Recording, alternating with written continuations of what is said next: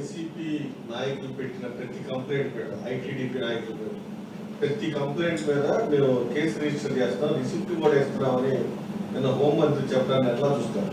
నా కేసే ఉందిగా నేను 5 కంప్లైంట్లు ఇచ్చా, ఒక్కటి రిజిస్టర్ చేయలే. ఒక్కటి కోర్టుకి వెళ్ళా, హైకోర్టుకి, అప్పుడు 4 రిజిస్టర్ చేశారు, ఇంకోటి పెండింగ్లో ఉంది. ఇంకా 2 కంప్లైంట్స్ ఇచ్చా, ఇంతవరకు రిజిస్టర్ చేయలే. ఊరికే అసత్యాలు చెబితే ఎలాగో హోంమంత్రి గారు అసలు ఏం జరుగుతుందో తెలుసా? పోలీస్ స్టేషన్లో బుస్ ఆయనకేం తెలియదు. నారా లోకేష్ నాయుడు చెబుతాడు, ఆమె డైరెక్షన్లో పనిచేస్తున్నారు, ఆయన డైరెక్షన్లో పనిచేస్తారు అందరూ. హోమ్ మినిస్టర్ గారికి ఏం లేదు, మైక్ ముందు పెట్టి మాట్లాడుతూ ఉంటుంది అంతే. ఆమెకి ఏమీ తెలియదు, ఏ కంప్లైంట్ని రిజిస్టర్ చేయటం లేదు. ఉదాహరణకి నేను ఇచ్చినటువంటి 5 కంప్లైంట్స్లో ఏది రిజిస్టర్ చేయకపోతే నేను హైకోర్టును ఆశ్రయిస్తే హైకోర్టులో బెంచ్కి వచ్చే ముందు 4 కేసులు రిజిస్టర్ చేశారు, 1 కేసు రిజిస్టర్ చేయలేదు. అది కూడా కోర్టులో వాదనలకి ఉంది, రేపు 30వ తారీఖున ఉంది. కోర్టు వారు ఏమి నిర్ణయిస్తారో దాని ప్రకారం ముందుకు నడుస్తాం. అందువల్ల వైసీపీ ఇచ్చినటువంటి కంప్లైంట్స్ను పక్కన పెడుతున్నారు, తెలుగుదేశం పార్టీ వాళ్ళు ఇచ్చిన కంప్లైంట్స్ని రిజిస్టర్ చేస్తున్నారు. తెలుగుదేశం పార్టీ ఇచ్చిన కంప్లైంట్స్ అంటే వాళ్ళే ఇప్పిస్తారు. చంద్రబాబు నాయుడు గారు, లేదు మన లోకేష్ గారు, లేదు హోంమంత్రి గారు, ఏ అశోక్ ఒక కంప్లైంట్ ఇవ్వు అంబటి రాంబాబు మీద, పలానా ఎస్ఐకి ఫోన్ చేసి అంబటి రాంబాబు మీద కంప్లైంట్ ఇస్తాడు, రిజిస్టర్ చేసి సాయంత్రాన్ని పట్టుకురా, అది కూడా తెల్లారగట్టు పట్టుకురా. తెల్లారగట్టు పట్టుకొస్తే మళ్ళీ తెల్లారగంట లోపల కోర్టులో హాజరుపరచవచ్చు. పబ్లిక్ కోర్టులో కంటే రాత్రిపూట మ్యాజిస్ట్రేట్ ఇంటికి తీసుకెళ్ళి హాజరు పెట్టవచ్చు. ఆ రకంగా ప్లాన్ చేస్తున్నారు. మీరు చూసారా? గోరంట్ల మాధవన్ ఒకరిని, మొన్న కృష్ణవేణి ఒకరిని, వీళ్ళిద్దరిని పబ్లిక్ కోర్టులో ప్రొడ్యూస్ చేశారు. కరోనందరినీ మ్యాజిస్ట్రేట్ గారి ఇంటి దగ్గరే ఆ టైం ఫిక్స్ చేస్తున్నారు.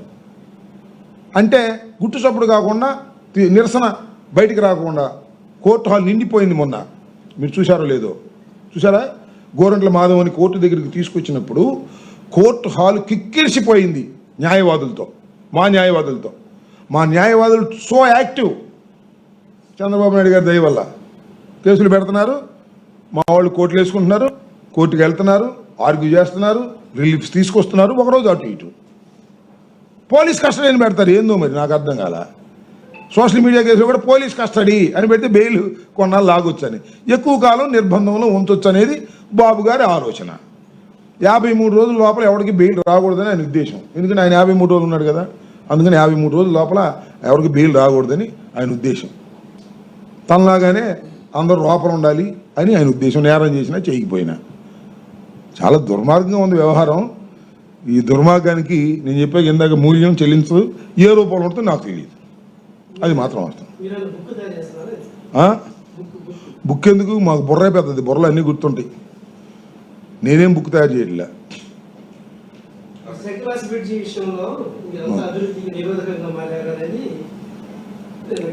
సరే, ఇప్పుడు దాని మీద చాలా చర్చ చేసాం, చాలా మాట్లాడాం.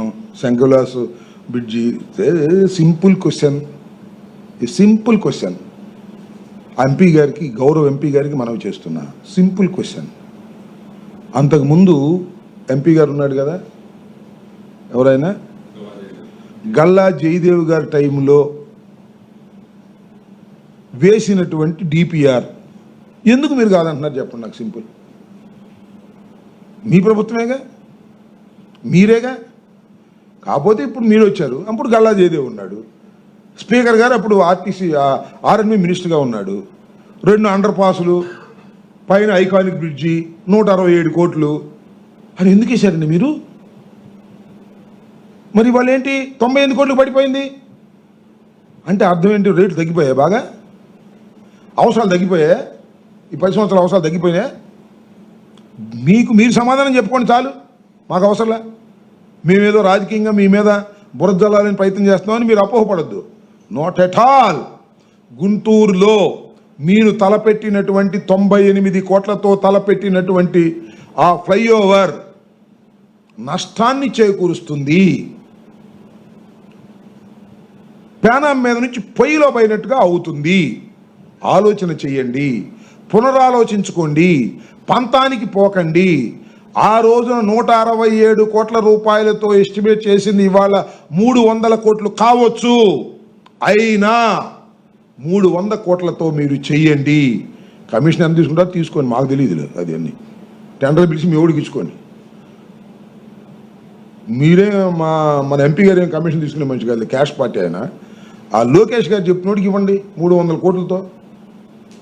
ఏంది ఇది నాకు అర్థం కాలేదు. అదేమంటే మేము రాజకీయంగా బురద జల్లుతా ఉన్నారు. చాలా అన్యాయం జరుగుతుంది గుంటూరు పట్టణానికి. ప్రాణం మీద నుంచి పొయ్యిలో పడే పరిస్థితి వస్తుంది. ఆలోచించుకోండి, మీకే చెడ్డ పేరు వస్తుందని చెప్పాం. మేము వినమండి ఎవరి సలహాలు, మేము చేసేస్తాం, ఎవరు అడ్డం వచ్చినా చేసేస్తాం అంటే చేసుకోండి, మీరే అనుభవిస్తారు కర్మ. నేనేం చేయను, జనం తిట్టుకుంటారు మిమ్మల్ని.